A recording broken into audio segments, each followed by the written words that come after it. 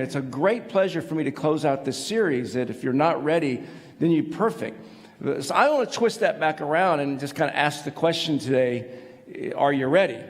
Is this, the whole day is about being ready. This whole message is about really being ready. Now, I'm going to really challenge you to do something maybe you're not used to do, but on the back of your program, there's a place you can take notes. So just jot a few things down. I'm actually going to put a few things on the screen for you today, some kind of main points. And you can jot some notes down. You can do that on paper. You can do that in your, iPhone or iPad, whatever you might have. And I've always said that those who take notes are the ones who are really going to heaven. So just be with that. So if you're taking notes today, I'll know what's going on. I'm just kidding. But it does help you retain some things. But you might be asking the question, even throughout this series and mainly for today, well, if we're ready, if you're going to talk and challenge us to get ready for what? What are we ready for? So maybe that's what today will clarify a little bit in this sense, especially as we begin today, as Archie mentioned earlier, through Holy Week. Now, again, it is a privilege to speak for your leaders. Now, Archie mentioned that I introduced him to his wife, but one of the things you need to know, if you don't know, that his wife is actually my daughter. So it's a big deal when you introduce somebody to your daughter, knowing that your daughter is not going to get to date anyone except for the person that she's going to marry. So you can ask him later about that whole story, because it's a pretty cool story that I actually set her up and lied to her that she needs to meet this guy. And I really enjoyed it, and I really loved it, and I loved him enough that I wanted him to become a part of our family and be our son. So that's a really cool story that you can ask him about later, because I thought he was ready. It's a big deal to be ready for something. It's a big deal to be ready, not just in a physical sense, because we get ready to do a lot of things. You get ready for engagements, you get ready for weddings, you get ready for parties. But what about internally? What happens when you're ready or not ready eternally? And that's what we want to speak about today. And Jesus gave us and showed us some pretty awesome examples of what it means to challenge and what it means to do some pretty great things. And we all know that he gave us some challenging words to follow him, but he didn't just give us words. Jesus showed us how to do it. And that's why Jesus is literally my hero. Now, I grew up in church. Anybody with me? Did you grow up in church? I grew up in church. I was born on a pew. I heard somebody say one time that, and I kind of follow in this, I had a drug problem, but I didn't have a typical drug problem. My mama drugged me to church every week, and that was my problem. But the problem with that is church kind of became this thing that we went to so I could get perfect attendance, because I grew up in an era where you went to Sunday school every week and you got a pen for going perfect attendance. Anybody remember those days? And it was more about getting the pen for me, getting the achievement for me, getting the star or the prize, than it was about a relationship with Jesus. And I guess it was about, I was about 17, 18 years old when I realized that I had this perfect attendance in church, but I probably didn't have a good relationship with Jesus. And they were two different things. And I was holding on to the church thing, but I wasn't holding on to the Jesus thing too well, because life really hasn't changed. Life was kind of being around the guys, and I was an athlete and being popular and all this stuff. And Jesus was calling me away from that. And he showed me some things in that, and that changed my life. It literally changed my life. And that's when I got serious, and my wife and I got married. Matter of fact, this year in just a few months, we're going to be celebrating our 39th wedding anniversary. That's hard to believe. When you meet her, you believe that I really married, somebody in the crib, because she doesn't look like she's been married for 39 years, especially to me. If you know what it's like to live with me, it should have caused a lot more gray hair and a lot more stress than she has. But Jesus changed some things. And that's what I want to talk to you about, and I want to challenge you about today. How does this happen to us? And when it happens, what does it do in us? Because he showed us what it means. He showed us by doing it. So today I'm going to give you one example. We're going to look at this huge example. It wasn't a parable. It actually happened. It's not just a story. It's not something Jesus made up. It actually happened. And then we're going to ask ourselves, after this changed moment in this individual's life, we're going to ask ourselves, are we ready? What's it done for us? What's this doing for us? Because if we're not careful, come on, be honest with me. If we're not careful, we can just come to church every week and it just becomes a part of our lives, and it doesn't change anything. It's just another hour of the week. right here in church. And church wasn't designed for that. So, you ready? You ready to get into it? So get your Bibles, your iPhones, your iPads, or you can use your eyeballs right up at the screen and go to John chapter 4. That's what we're going to go at. We're going to use that. But let me set it up for you before we get into some scripture. Let me set this story up, because I think most of you, if you're like me and you've been in church, and maybe, I don't know where you are on your spiritual journey. Some of you are brand new in your spiritual journey. What a great moment for you to be here. If this is new or you're just checking it out, you're kicking the tires, if you will, you'll kind of get to see what Jesus saw in people like us and how it changed their life. But there's this moment where Jesus and the disciples were traveling, and they did a lot of traveling, and they didn't have the mode of transportation we have, so they traveled by foot, and that wore them out. And in this particular moment, they were worn out. They were traveling for quite some time. And the disciples went into town to get some food. Jesus saw a well, and he went and sat on the well because he was just worn out. And about that time of the day, which was a really odd time of the day for somebody to be coming drawing water, and I'll tell you why in just a few moments, but there was a lady who came and drew some water, a Samaritan woman. Now, if you know anything about this era, anything about this time, that Samaritans and Jews did not want to do anything together. They were arch enemies. They couldn't even say Samaritan. They couldn't even say Jew if you were one or the other. And so for Jesus to break this barrier was an amazing moment, that he broke this barrier, not just racially, but he broke the barrier with gender, because even in that particular time, for a man to speak to a woman, because this woman came to the well, men just didn't speak to women. And so this happened, and it broke all sorts of barriers for us to follow Jesus and begin to change radically people around us. So Jesus did this, gave us this example.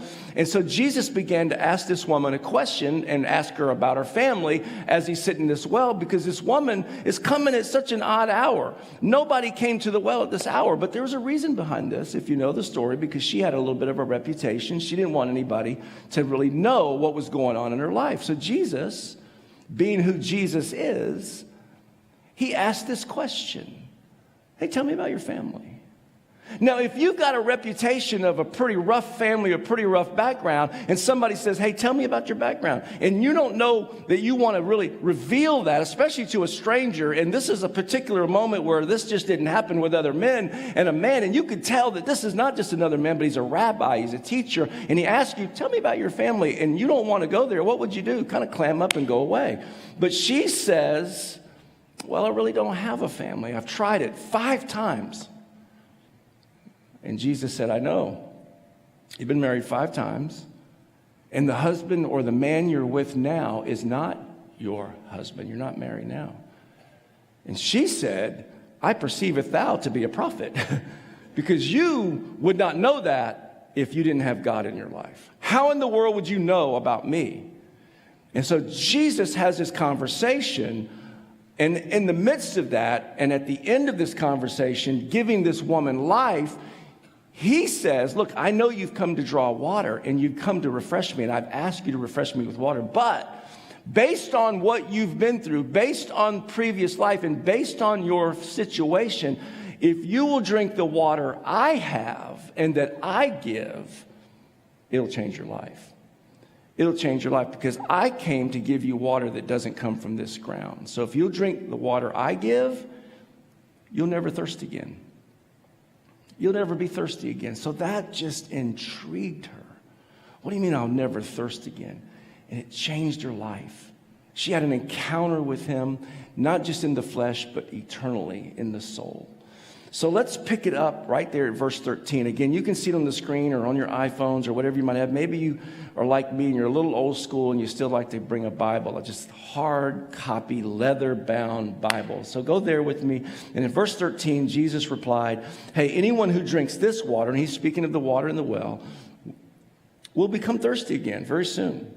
It's just the way we're made, the way we're created. But verse 14, but those who drink water that I give will never be thirsty again. It becomes a fresh, bubbling spring within them, giving them eternal life. So if you're taking notes, if you check the challenge on the back or in your phone or whatever, the first thing I want you to understand that Jesus is saying to this woman, and he's saying to us, regardless where you are in your spiritual journey today, he's saying, hey, you can now drink of something that brings real deep fulfillment. It's not going to just superficially give you a quench of thirst so that you will be thirsty again in a few hours.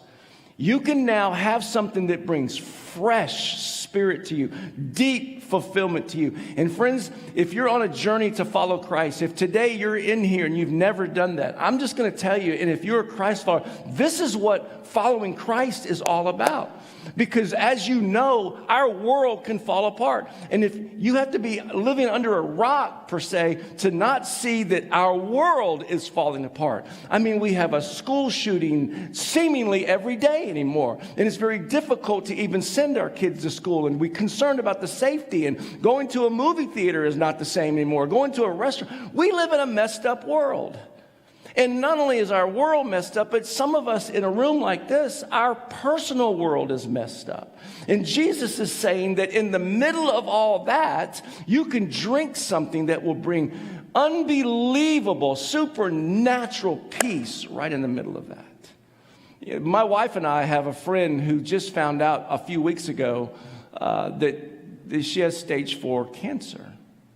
And she went through some chemotherapy and all the treatment that was necessary to go through that. And they were telling her it didn't look good. Now, the end result of this, not knowing it at the beginning, is that she's cancer-free and doing well.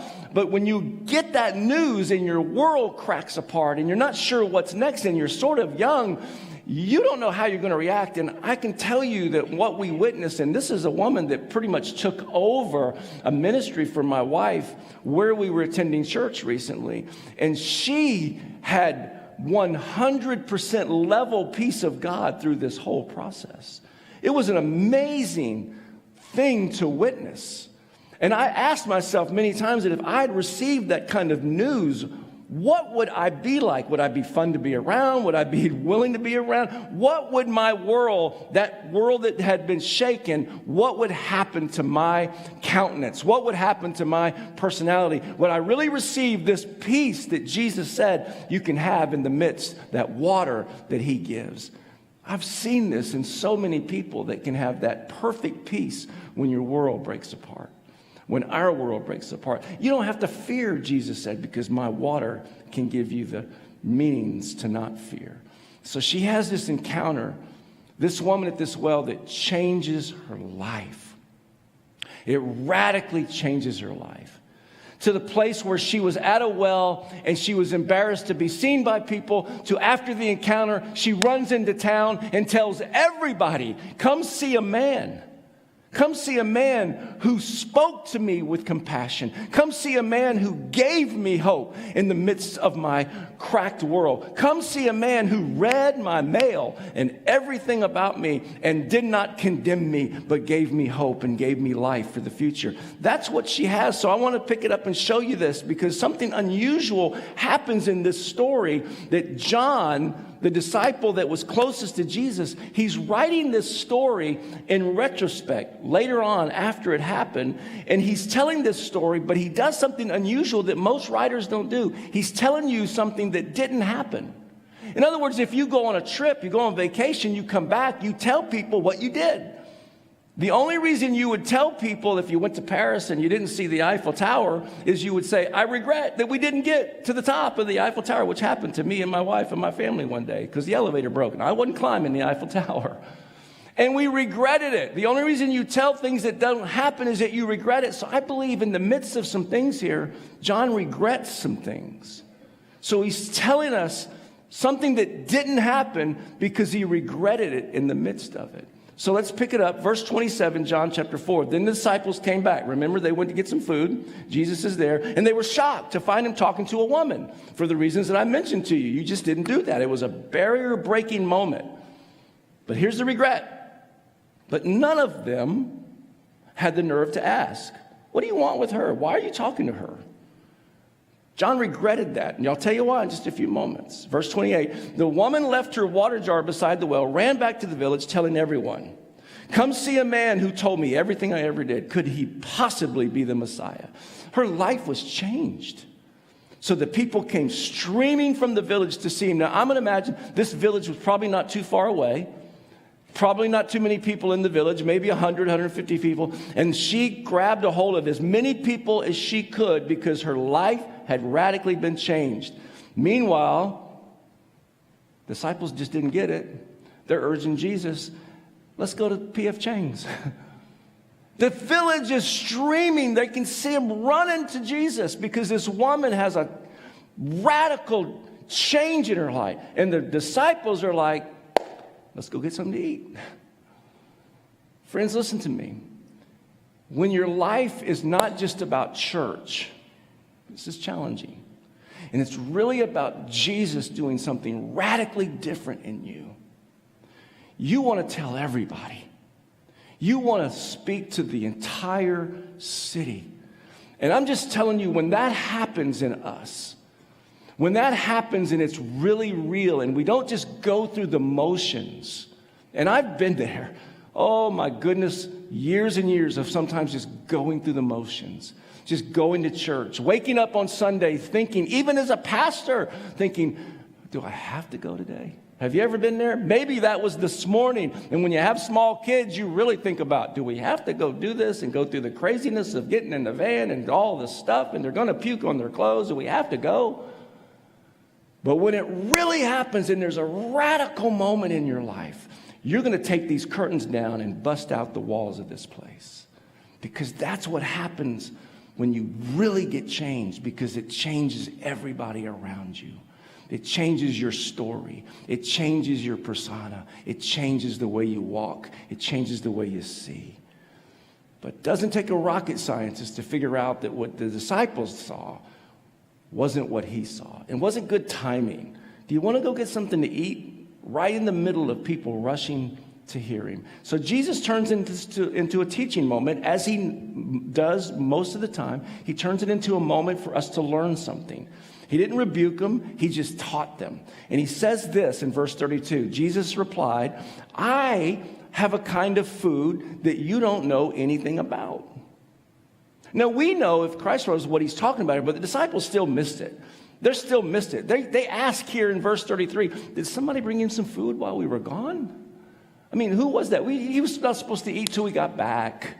We're supposed to have lunch with him, not somebody else. Could he have been fed by somebody else? They still didn't get it. So it's a very tough question, and Jesus is really saying, look, my food is something you know nothing about. My food is not your food. It's doing what God has called me to do. But what I want you to see and what I want to challenge you with today here is this question. Is lunch more important than people? Now, I really want that to sink into you, because sometimes what it means is that we're thinking about our own needs, our own desires, and our own wants, and there are people that need to get to a place where they have what you have. Does that make sense? Are you with me? Is lunch more important than people? And I'm just going to tell you, sometimes as a churchgoer all my life, it is. Sometimes I'll be thinking, sitting down here as I'm going to deliver a message, where am I going to go to lunch today?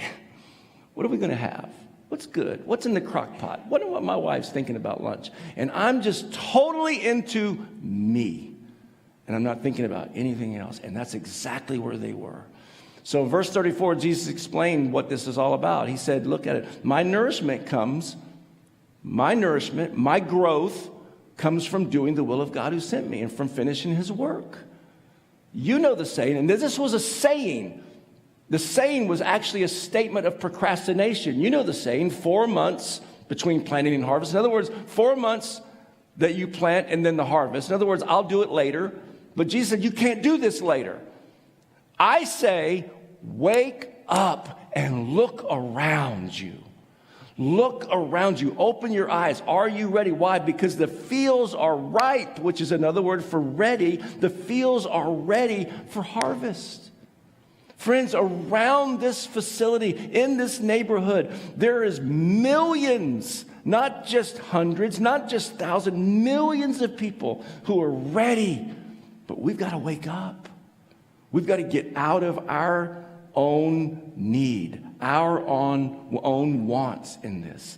See, the reason that you want to go to lunch in the middle of this opportunity, in the middle of an opportunity of harvest, is you don't see the way Jesus sees. We're just not seeing the way Jesus sees, and that's what he wants to wake us up to. That's what he wants to challenge us with today. And the disciples missed it. I will miss it. You will miss it. And Jesus is saying today, hey, wake up. And I need to hear this often because I get very distracted by my own stuff. I'll get distracted by, oh, this could be happening. Oh, we may have to do this, or we may have to move here. We may have to, what's going to happen? We get distracted by what's happening in me. And that's just an instance of what I'm going through when Jesus says, look around you. Look around you. Look. Our readiness to harvest gets lost in a bunch of distractions. You know, as you can see, I wear glasses.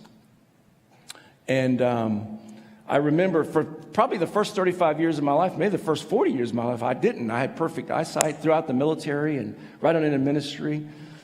And I remember when stuff started kind of getting fuzzy, and for me, it was my arms just couldn't get long enough. Anybody with me? I can't see anymore. So, hey, hold that out there. Finally, somebody just gave me their glasses, and woo, I could see again. My whole world came in high def, and I didn't realize. It still took me another year or so to go to the doctor. I don't know why. Perfect eyesight wasn't a priority for me, but it wasn't. So I went to the doctor, and they looked at me and said, hey, this is it. You are farsighted. And I said, no. I got the far stuff down pretty good. I can see a sign, I just can't see here. He said, no, you don't understand. Now, some of you wearing glasses, you get it. You're laughing because you understand that's the opposite of what it is. They tell you what you're good at. Some of you are nearsighted. And there's a whole, listen, I mean, it was the whole experience of going to an eye doctor. I've looked at eye charts in school and eye charts in the military, never been to an eye doctor. And I didn't like the whole experience. I mean, it was like they blow in your eye and they didn't tell you. I'm like, Warner brother here, boy, you puffed that smoke in my eye or whatever you're doing. And it dilated my eye. And I said, hey, this is going the wrong way. I'm seeing worse than I did before I got in here. And I didn't have, and not only that, the eye doctor, how many of you have ever been to an eye doctor? They're right there. I mean, it's like, man, back up or get a Tic Tac or something. This is not good. I didn't like it at all. But when I walked out, I could see better because I had my eyes and they got my glasses. I went to that 1 hour thing and they got my glasses and all that. And it was like, wow, this is great.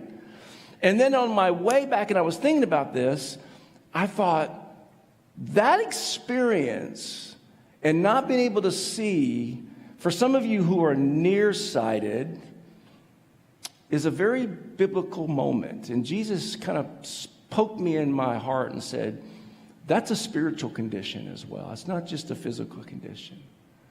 When we see things that are only close to us and we can't see that which is out there. Matter of fact, Peter writes about that in his letter, that we become very nearsighted spiritually because we're only concerned about what's right here. And so what happens there is then we don't feel responsible for that which we can't see or unwilling to see. And Jesus said, that's a condition that you're just not ready. So I want to give you a few things that kind of give you a hint that tells you you're not ready, just using that little eyeglass nearsighted example. Number one, write it down on the screen, is that we get blinded by our own needs. We get blinded by our own needs. We begin to think that God is just for us. He is, but not exclusively. We begin to pray just for us. And this is how a lot of churches become very ingrown, and it's a long time before we have non-church people sitting with us, except for Easter and Christmas. This happens to a lot of us, and it was beginning to happen to the disciples because they wanted to eat lunch with Jesus. They wanted to take care of Jesus, and John regretted the fact that they never even asked about the woman. He said, we're getting a little bit ingrown. And so Jesus took this moment as a teaching moment, and it's still teaching us 2,000 years later, because if we're not careful, the church can become this little ingrown club. And we don't care about that which is out there any longer, just what's happening right here. And Jesus says, hey, you got to be careful because you'll lose sight of your mission. And listen, in 35 years of ministry as a pastor, I've heard everything being said. I've heard people leave the church. I've had people as a pastor say, hey, we're leaving because I'm not getting fed. I'm not getting this. It's not about the things that you want. I don't like those songs. I don't like this. And it's all about what I don't like. And we've lost sight of the mission. And that's never what church was designed for. And Jesus said, hey, wait. You got to see how I see. So I want to challenge you with that. And here's another test about the whole, do you see from Jesus' perspective? Are you blinded by your own needs? Let's say you get your prayers answered for the last 30 days. Wouldn't that be cool? All of them. So if all of your prayers for the last 30 days were answered, would it change the world or just change you? It's a little bit of a test about being blinded by your own needs. Would it change the world? Would it change the people that you live around? Would it change who you work around? Or would it just change you? It's a little bit of a test there. The second thing we have to be careful of, and it'll cause you to live this way, is that we have to be careful that we don't get insulated and we forget about other people. Man, that happens to me a lot. I get so insulated. It's real easy to do because I enjoy life. You enjoy life? I enjoy living. I enjoy the things about life. And guys, we live in Silicon Valley. This is a great life. And when the moment you think it's not great, the moment you start to complain about where we live and how we live and what we live in, I want to challenge you to go on a missions trip to a third world country. Changed my life. First mission trip I ever went on was to Guatemala City in Guatemala. And the missionary took us to a city dump. I mean, a big garbage dump. And I met a family of 5 living in a cardboard box about the size of this platform that I'm speaking on. Family of 5. And as a matter of fact, when I walked up to that box, like the size of a refrigerator box, 5 people living in this box, one of the oldest sons came out and pulled a knife on us because he thought we were coming in to steal his garbage. That's all they'd ever known. So we backed off and the missionary began to explain that we're not there to steal, we're there to give. It changed my life. From that moment on, I never cared where I lived. I never cared how I lived. I never cared if I lived in one room or a big room. It just didn't matter. I gave most of our stuff away, and we still try to live that way. It changed my life and the perspective of what I am. It changed me forever. And the last thing that we do when we don't live ready is that we get away from the heart of the one we serve. We get away from the heart of the one we serve. Now, again, I'm a guest talker. And you may never ask me to come back to talk because this about what I'm about to say is going to probably offend you. I don't mean for it to. I want it to challenge you, but it might offend you. So I'm warning you ahead of time. I just want you to get ready for it. Jesus loves you more than you can imagine. Do you believe that? Matter of fact, there's a new movie out right now. It's called I Can Only Imagine. And Jesus loves you more than you can ever think. But you're not the only person he loves. And we have to remember that because it's tough to remember that. He's probably, here's the part that's going to be challenging for you. He's probably, if you're a Christ follower and you're centered on Jesus, he's probably not thinking about you as much as you think he's thinking about you. Now, he's thinking about you, but he's probably not thinking about you as much as you think he is because he thinks about his lost kids more than he thinks about his found kids. Have you ever lost something? This is true if you've lost something of value. You ever lost something? When you lose something of value, you don't take inventory of that which you found. But I lost my keys. Where's my keys? Well, it's okay. I got my couch. I got my good easy chair over here. I got my oven. You don't take inventory of what you already have. You're only concerned with that which you've lost. It's a big deal. Let me give you a personal story as we close. A couple years back, my oldest daughter and her husband and my wife and I took a missions trip to communist China. First time I'd ever been. And we were there to do some filming and some things with another missionary there before. Now my daughter and my husband and her husband, my son-in-law, they've served in China as missionaries. From that trip, this happened from that trip. They had a heart, went back as missionaries. When we got to Shanghai airport, my daughter, where it's a big airport, we had about a 4-hour layover. My daughter lost her passport. But we didn't know this until about 30 minutes before the plane was going to take off to Kunming. I'm telling you what, that was freak out factor. You ever been so to the point where you just freaked out? I mean, you're losing all civility. You don't care. I'm running. I'm panicking. All of us we're separate ways. We're looking. And I'm getting irritated with the lack of concern from the people that are around us that we're telling, have you seen a passport? And they're kind of like, well, what are you talking about? And nobody seems to want to help us. Nobody.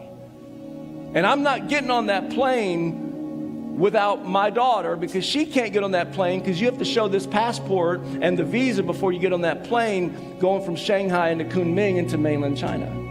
That is not happening. And so in the middle of that panic, in the middle of that, where's the passport going? Long story short, we found it. It was a great story and a couple that was there and God sent something. But in the middle of that panic, in the middle of that freak, I'm talking messed up, freaked out. You ever been there? If in the middle of that moment, if my wife would have come up to me and said, what are we having for supper? I might have hit her at that moment. I might have lost all composure because it just wasn't relevant. What are we having for supper? We got to find this passport. And friends, I'm just telling you, I believe that there's times where the church, we're more concerned about what we're having for lunch than those that are lost right there in our neighborhood. And that's what Jesus is using this story for. And it happened to the disciples, the 12 people, these 12 people that were actually described at one point from this episode when they walked into a town. Their lives were so changed by this that the town said, here comes those 12 men who have turned the world upside down. See, when you have a radical encounter with Jesus, not church, Jesus, you turn the world upside down around you. And you go into the cities and you bring people. And what an opportunity we have. It's Easter week. Have you had that encounter? Not with church, not with good music. Good music is good, but it's not going to change your life. Have you had that encounter with Jesus? Well, how do you do it? How do you get ready? Very quickly, because we got to close. You have to take responsibility. I wasn't the one going to say, well, Christy, let's just go to supper. The passport will just turn up on its own. No, we had to find it. You have to take responsibility. That's how you do it. You take responsibility. Listen, if you're a Christ follower, you're the church. You are, not the pastor, not the worship leader, not the church. You are God's plan A to redeem the world. And guess what? He doesn't have a plan B. You're it. And after you take responsibility, you share your story. People don't care about theology out there. They just need to know that you care about them. Buy them a coffee, buy them a hamburger, and sit down and share your story. Go out and tell them, let me introduce you to a man who has changed my life. Invite him to church. Nothing like having a non-church person sitting next to you. That's the day you'll come up to the pastor and say, you better get it right today because I got my friend with me. And then you give them an invite. Share your story and give them an invite. Invite them into your home. Invite them to church. Invite them to see what you see. That's how you get ready.